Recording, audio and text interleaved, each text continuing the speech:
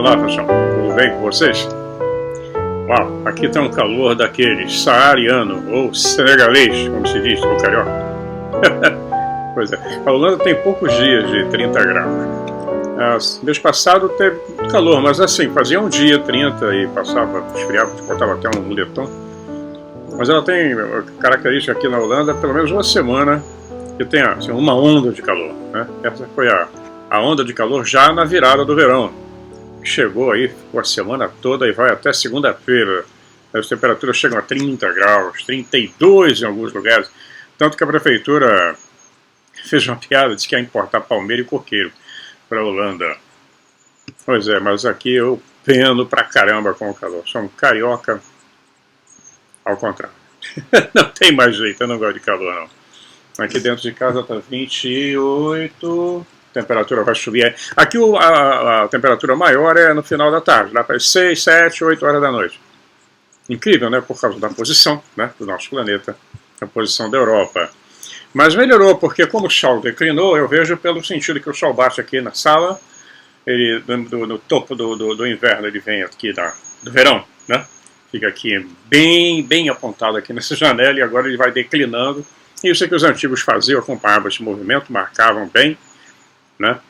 Conseguiam marcar os dias, as semanas, os meses, as estações e os anos, fazendo esse acompanhamento do aparente movimento do Sol, como nós que nos movimentamos. Mas enfim, vamos lá, a semana foi, como eu comentei com vocês no vídeo passado, aqui, ó, fazendo peças para bicicletinhas que quebrou o guidão.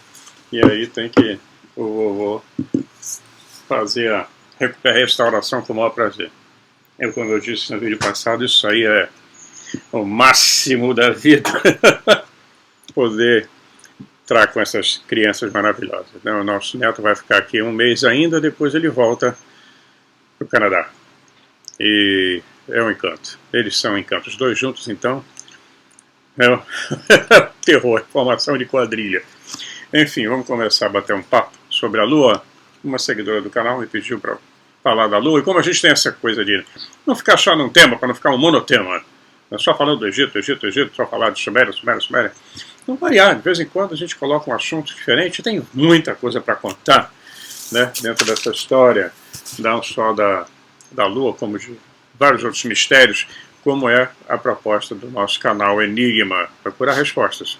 A maioria delas nós não temos, mas a gente vai especular à vontade, vai questionar, vai forçar, fazer análise, e cada um tome a sua linha, né, a sua diretriz, acredite ou não, vá atrás da pesquisa e confronte isso. Mas nós temos muitas perguntas nas nossas histórias, dentro de histórias, Vamos lá, vamos começar. Uma das grandes questões com referência à Lua, ao nosso satélite, que ele é totalmente estranho, ele não tem nada a ver com a gente.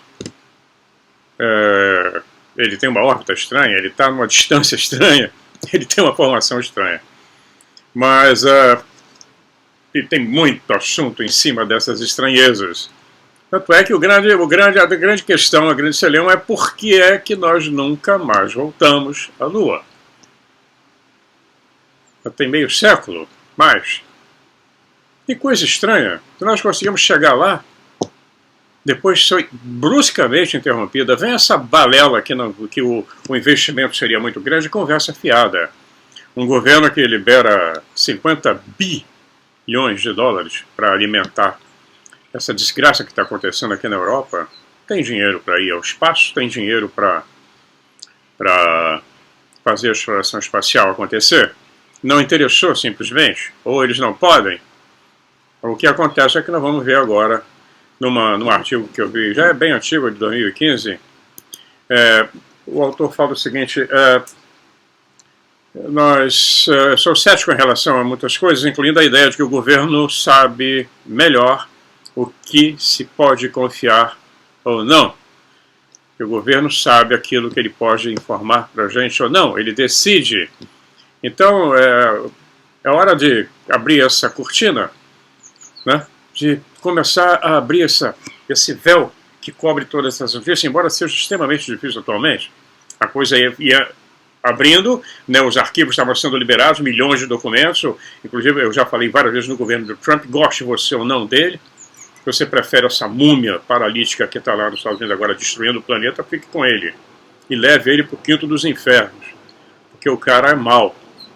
Aquilo não é um ser humano, nem a equipe dele, quando eu falo, Obama que está por trás, inclusive.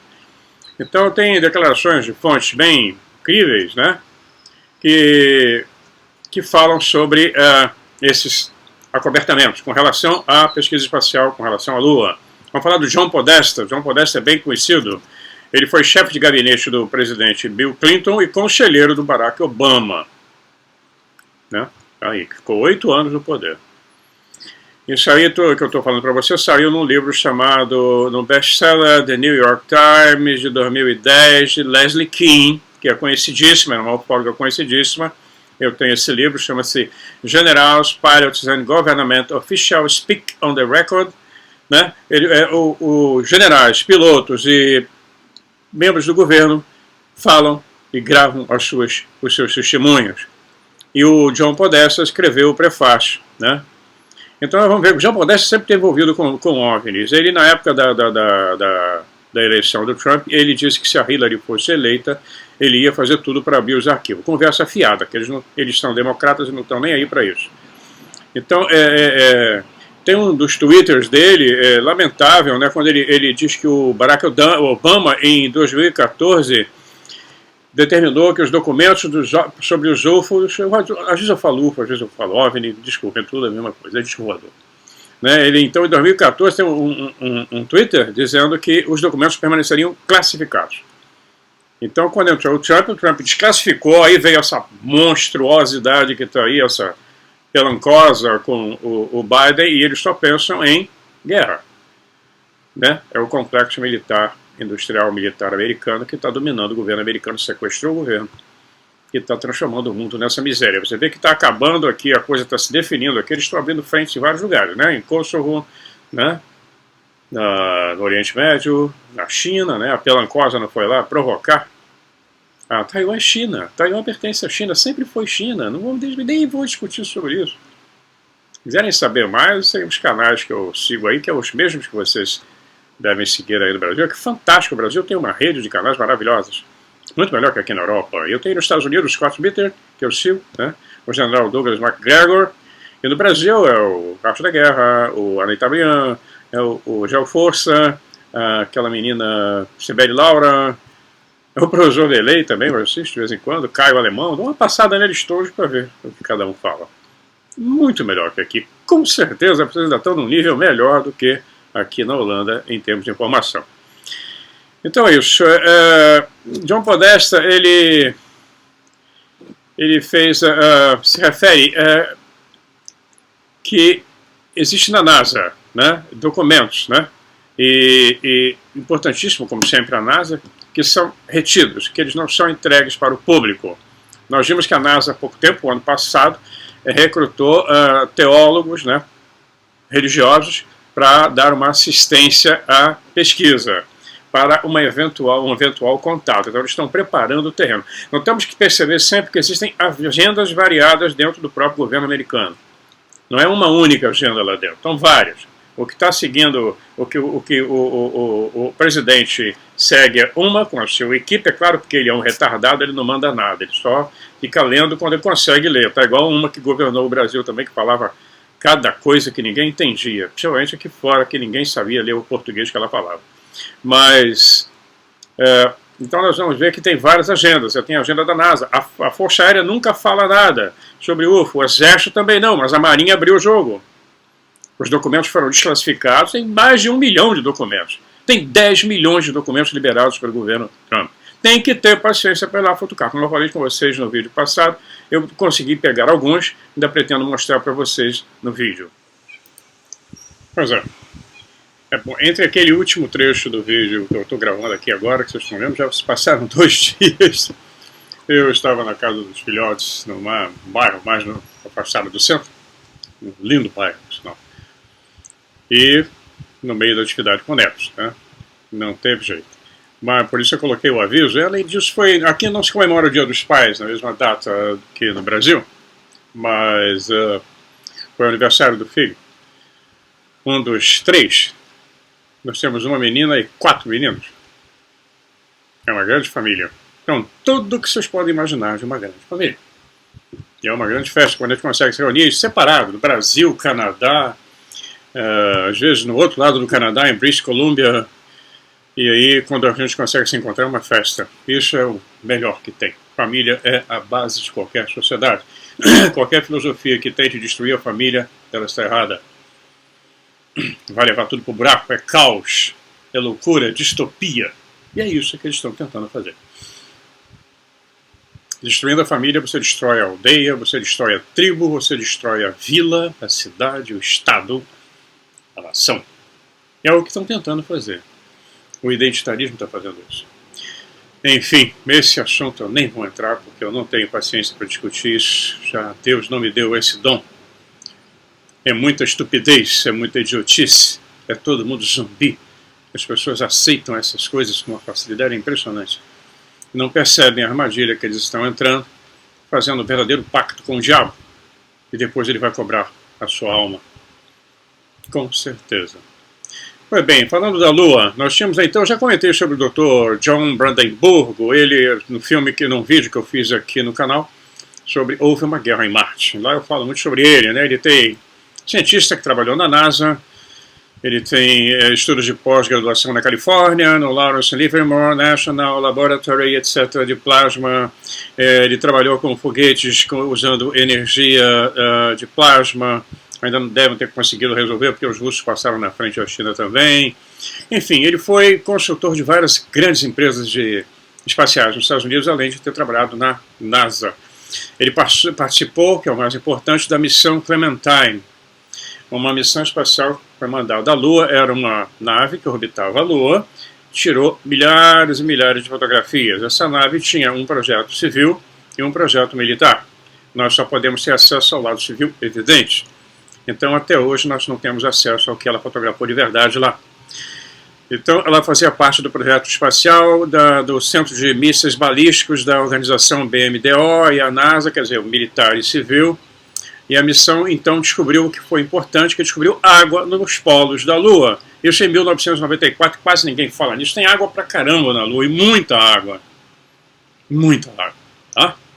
E não é conspiranoico que está falando, não. São entidades científicas. Isso comprovado por outras naves, outras sondas que foram enviadas lá.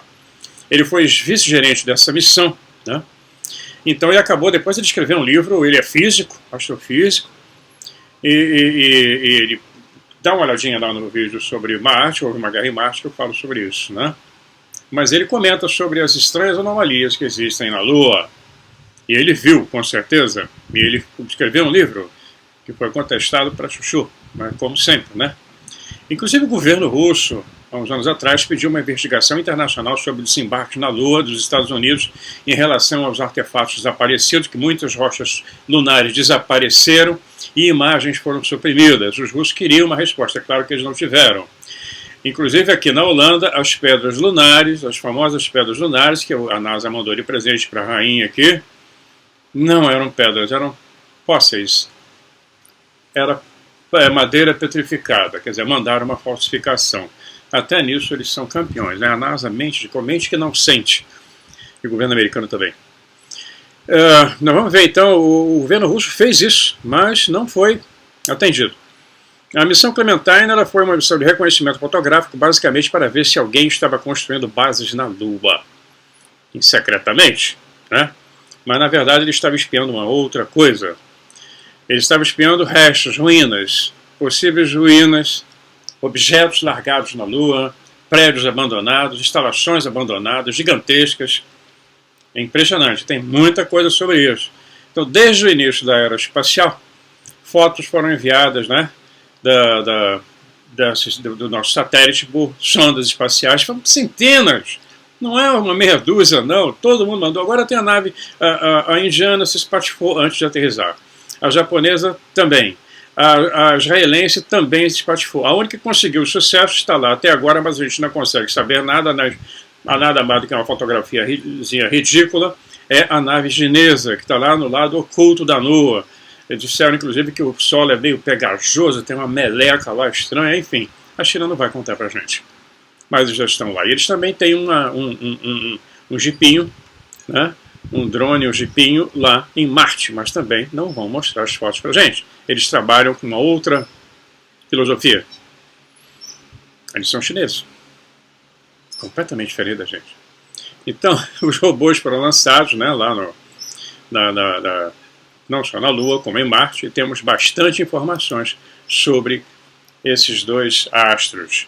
E a Lua continua sendo um segredo, que é um absurdo que ninguém fique falando em Lua. Estão dizendo que vão, tem agora a missão Orion, etc. É tudo balela. Eles estão preocupados em controle total do nosso planeta, por razões outras, para que se mantenha aqui uma elite no poder e o resto vire escravo. Eles estão destruindo tudo. Estão agora metendo mísseis em cima da usina nuclear lá na Ucrânia. Isso pode causar uma tragédia de tamanhos descomunais, porque, como eu falei nos outros vídeos, esse é o abraço dos afogados. Já que eu não vou ganhar, eu vou levar todo mundo. Essa é a cabeça desses anormais, desses débeis mentais. É o suicídio coletivo, né? O que está parecendo que vai acontecer se não houver uma solução para isso. Ninguém quer conversar sobre paz. Não existe isso. Antigamente é impressionante. Qualquer crise dessa, os diplomatas vinham conversar, a coisa era contornada. Agora não. Agora é jogando gasolina na fogueira cada vez mais num mergulho suicida. E eu não sei quando é que a Europa vai acordar para essa estupidez, essa putaria que estão fazendo com a nossa civilização, com a nossa sociedade. Que vai pegar todo mundo. Perderam a razão, perderam a noção.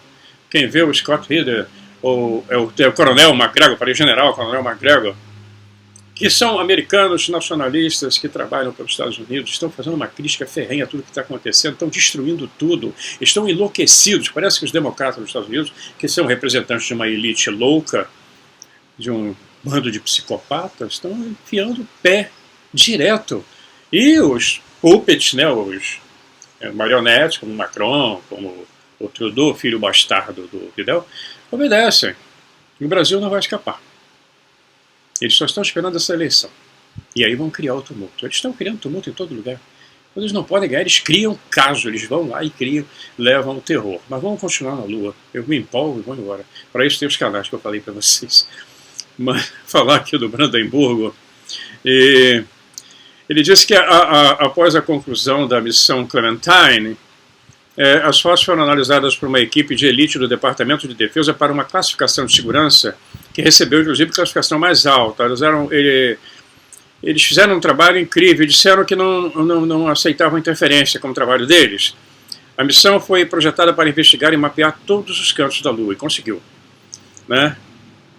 Então, nós vamos ver que uma pessoa como ele, um acadêmico altamente respeitado, ele se juntou a uma longa e crescente lista de estudiosos, né, conspiranoicos, que estão ajudando a puxar para trás a cortina que colocaram na nossa frente para esconder tudo que tem acontecido. O livro dele deve ter na Amazon, tem que procurar lá. Né? E foi durante a missão Clementine, mais especificamente nesse mapeamento, que ele começou a suspeitar que havia uma presença alienígena na Lua. E de todas as fotos que ele viu, mostrando as possíveis estruturas, a mais impressionante é uma foto com uma vasta estrutura reto-linear, com quilômetros de largura.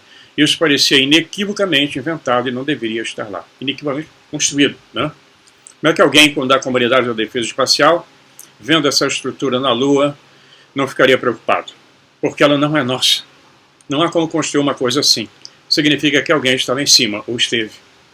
Né? Com certeza. Vamos continuar com essas... Tem a lista é imensa, eu ficaria horas falando sobre as anomalias lunares. Eu fiz um apanhado, um resumo.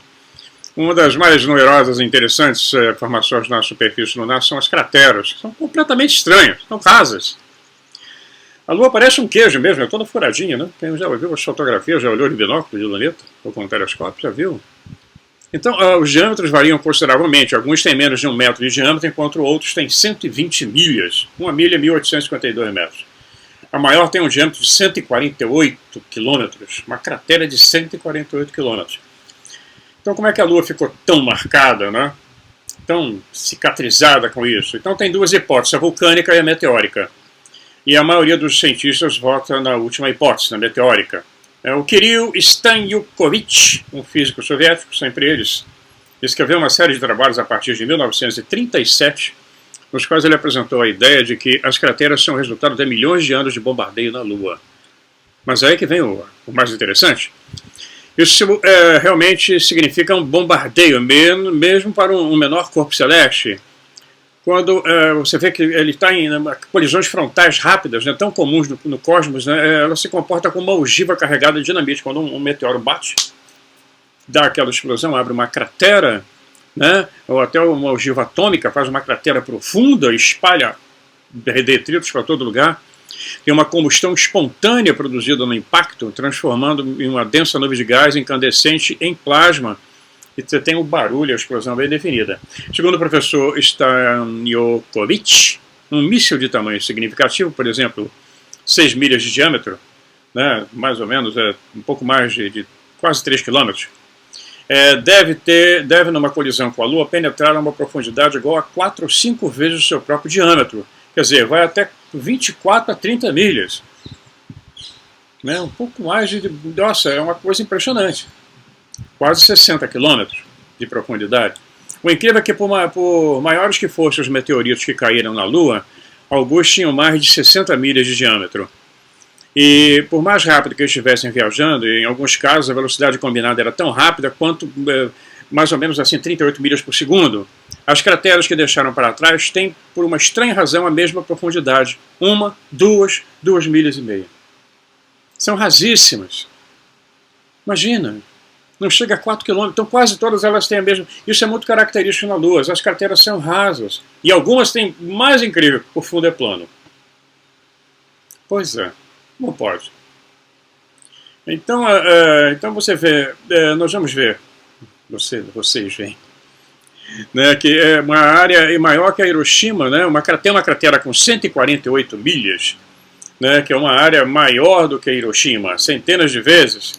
Então, quão poderosa pode ter sido uma explosão dessa enviando milhões de toneladas de rocha lunar, né, por dezenas de quilômetros? Mas você não tem nada disso lá. Então, à primeira vista, pode se esperar encontrar uma cratera muito profunda, mas nada disso. No máximo, você encontra uma cratera com 3 quilômetros, entre os níveis superior e inferior. E um terço disso é explicado pela parede de rocha lançada ao redor da cratera como uma coroa dentada. Quer dizer, só esparrama ali um pouquinho e acabou. Não dá aquela explosão como todo mundo esperaria que fosse. E por um buraco tão grande, é muito raso. Além disso, o fundo da cratera é convexo. Como falei, tem algumas que são planas, seguindo a curva da superfície lunar.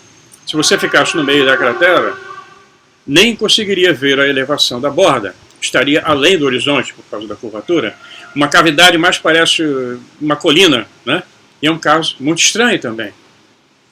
Na verdade, não seria tão estranho se nós assumíssemos que quando o tal meteorito atingiu a camada externa da Lua, ela atua como um amortecedor, né? Um corpo estranho que se depara com uma barreira esférica impenetrável, né? Ele vem, pum, bateu alguma coisa muito estranha, metálica talvez, né? Os astronautas jogaram a nave de serviço, vários deles, né? O módulo o MEL, né, o módulo lunar, era jogado na superfície da Lua. Os registros mostram que ela ribombava como um sino. E teve um caso que ela ficou ribombando durante 1 hora. E isso não é teoria da conspiração. Mas é. Então, ela atua como um amortecedor. Tem uma coisa muito estranha ali. Então, seria como se fossem pequenos amassados estragando uma camada de uma armadura de 20 milhas, né? Quase 40 quilômetros. Tem bastante espaço para amortecer. Então, muito estranho que quando esse impacto acontecia, o revestimento que sofreu o impacto, era transformado, derretia, né, transformado em impacto, ficava na borda, e as bordas são meio dentadas.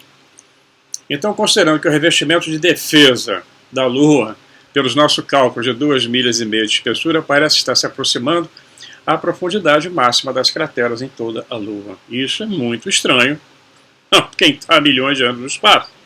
Tem outra coisa aí também bastante esquisita na Lua. As pessoas que são lunáticas são esquisitas, né? Todos nós que acompanhamos esses assuntos, somos todos lunáticos. Eu amo ser lunático, não tem problema nenhum. Bem, vamos continuar mais um pouquinho com essas estranhezas, né? Tem as peculiaridades químicas da rocha lunar, por exemplo. Após análise, cientistas americanos encontraram cromo, titânio e zircônio na superfície lunar. Todos esses metais com propriedades refratárias, mecanicamente resistentes, anticorrosivas, e uma combinação de todos esses materiais seria invejável resistência ao calor e capacidade de resistir a pancadas, né? Choques, e poderia ter sido usado na Terra, por exemplo, como revestimento para fornos elétricos. Se o material tivesse que ser concebido para proteger um gigantesco satélite artificial dos efeitos desfavoráveis da temperatura, radiação cósmica e bombardeio de meteoritos, os especialistas provavelmente teriam chegado precisamente a esses metais. Bom, nesse caso não está claro porque o Moon Rock, quer dizer, a rocha lunar, é um condutor de calor extraordinariamente ruim. Um fator que surpreendeu os astronautas. E não era isso que os projetistas dos supersatélites da Terra estavam procurando? Alguma coisa que pudesse ser bem ruim para transmitir calor? Pois é. Pode haver uma boa razão para a sua extrema longevidade. É possível que seja anterior ao nosso próprio planeta. De qualquer forma, alguns pedaços da rocha lunar acabaram sendo mais antigos que as rochas mais antigas da Terra. Embora isso seja verdade, isso se aplica à idade dos materiais e não à estrutura para a qual foram usados. Essas rochas não têm nada a ver com as rochas da Terra. Pois é, não é chá, é um cabernet. Está quente aqui. E pelo número de crateras em sua superfície, a própria Lua não é tão jovem. E é claro que fica difícil dizer quando começou a brilhar no céu acima da Terra, mas com base em algumas estimativas preliminares, pode-se arriscar que foi há cerca de 2 bilhões de anos. Nós, é claro, não imaginamos que a Lua ainda seja habitada. Provavelmente muitos dos seus dispositivos automáticos também pararam de funcionar. Os estabilizadores pararam de funcionar e os polos mudaram. Embora a Lua mantenha esse mesmo lado voltado para nós, sempre o mesmo lado, há algum tempo ela está instável em seu próprio eixo, às vezes nos mostrando parte do seu lado reverso, que antes era invisível a nós aqui da Terra. Por exemplo, os próprios talvez construtores, né, que fizeram expedições por aqui trabalharam nisso. Os investigadores, né, alternativos acham que o tempo cobrou o preço. A carroceria, quanto todo o material, se desintegrou até um certo ponto. Algumas estruturas ainda estão lá. Nós temos pequenas crateras de até 940 milhas que anteriormente foram atribuídas à atividade vulcânica ou causada por erupções de gás através de rachaduras e que mostram que pode ter acontecido algum acidente na superfície, o vazamento de algum gás. Outras mostram claramente serviço de terraplanagem. Alguma coisa, como se fosse um trator passando ali, né, arrastando. Mas então tem uma das características mais esplêndidas da paisagem lunar é uma parede reta de quase 500 metros de altura com mais de 60 milhas de comprimento. 500 metros, para ter uma ideia, o Pão de Açúcar tem 396 metros de altitude. O Corcovado, 700 e poucos. Então, 500 metros de altitude, de altura. Ela foi formada como resultado de uma das placas de blindagem se curvando sobre o impacto, né, de algum efeito externo, levantando uma das suas bordas retas e uniforme, como se a coisa tivesse... Então a Lua está abandonada há muito tempo, provavelmente. Então, por esses propósitos, provavelmente ela foi usada... quem estava na época trabalhando lá, estamos trabalhando com hipótese, usou uma espécie de cimento, ou um polímero, para soldar essa parte da estrutura que sofreu um impacto. Nós achamos a razão que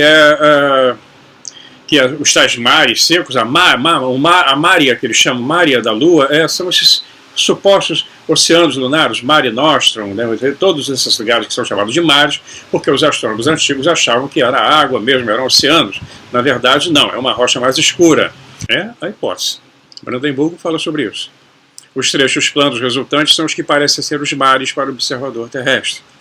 O estoque de materiais e máquinas para fazer isso, sem dúvida, ainda estão lá onde eles foram usados, e são suficientemente grandes para dar origem a várias anomalias gravitacionais. Daí a tentativa, porque os caras não quiseram de jeito nenhum publicar o que encontraram lá. É só ver a cara de bunda dos astronautas na entrevista quando eles fizeram a primeira viagem à Lua. A volta deles foi a coisa mais absurda. Eu assisti pela televisão e eu não posso mostrar aqui por causa de direito autoral, mas eu estou colocando a foto, a cara deles, eles dando a entrevista. Está aí no YouTube, é só pegar a entrevista. É ridículo, a pessoa que faz o maior feito da história da humanidade, eles... cara amarrada, dando uma entrevista xoxa, como se tivessem tomado um baita de um esporro e para ficarem calados, porque aquilo era segredo de Estado, né? Então o que é a Lua hoje? A Lua é uma necrópole colossal, como é a planície de Giza, no Egito. O Egito histórico que nós conhecemos, tudo que nós conhecemos de história do Egito, já encontrou aquela área abandonada e foi transformada numa necrópole. Construíram umas tábuas onde foram usadas como túmulos. A pirâmide nunca foi túmulo. Nunca foi túmulo. Então o que tem na Lua é uma cidade de mortos, onde de alguma forma a vida foi extinta. Será? É uma espécie de um holandês voador cósmico, né, abandonado. Já teve a sua fase áurea, um navio abandonado por sua tripulação e controlado automaticamente. Será? Temos que esperar que alguém tome a coragem de ir lá. Porque o acordo em cima dessa história do que foi descoberto na Lua foi tão grande que ninguém abre a boca. É preciso entender o que nós vemos em jornais, nós vemos na televisão, em documentários, é o que é permitido. Existem aqueles segredos de Estado. Segredo de Estado se sobrepõe ao presidente, se sobrepõe ao ministro, ao rei. Aquilo vai ficar lá guardado. Existe um acordo por baixo dos panos entre essas grandes potências. Essa coisa pode estar sendo rompida agora, com essa ideia do globalismo, que está virando todo o nosso planeta de cabeça para baixo. As coisas podem mudar por causa disso. Esses grandes conflitos, as grandes guerras causam milhões de mortos e grandes transformações na sociedade. Se nós sobrevivermos, é possível que vejamos coisas muito estranhas acontecendo. E fantásticas, né? É o que nós esperamos. Eu coloquei aí no vídeo o campo de treinamento no estado de Virgínia, onde a NASA fazia o ensaio. Ninguém quase vê essas fotos, porque ninguém publica, é difícil achar. Você vai ver as maquetes, vocês vão ver as maquetes, onde eles faziam o simulador de voo, né, de alunizagem, onde eles faziam os treinamentos. Foram milhares e milhares de fotos tiradas por sondas que permitiram que eles construíssem maquetes gigantescas, onde a tripulação era treinada. A questão de se eles foram lá, não vão entrar nesse mérito. Minha questão é por que não voltaram. E por que ninguém foi lá com a tecnologia que existe hoje. Isso aí dá muito vídeo. Eu fiz um grande resumo, né? Um grande resumo é terrível, né? Eu fiz um resumo por causa da agitação dos dias de agora. Nós estamos aí com uma grande festa. É complicado porque quando se mora em países distantes, como nossa família, que é bem separada em vários continentes, quando nós nos encontramos é uma grande festa. A família é o núcleo de tudo. Então é isso, eu fiz um resumo, eu vou continuar a falar sobre a Lua, eu peço desculpa a vocês por ter falhado no final de semana, eu já queria colocar 2 por semana, não consegui colocar 1, mas o motivo foi nobre. E vamos ver se nós sobrevivemos ao calor e ao holocausto, né? Tá complicado essa semana aqui, vamos ter grandes surpresas, mas acompanhem por aí pelo Brasil, com certeza vocês vão ter melhores informações. Um abraço a todos vocês, a Magdalena manda um grande abraço. Está lá curtindo os netinhos. É uma confusão, é uma maravilha. Fiquem na paz. Até já.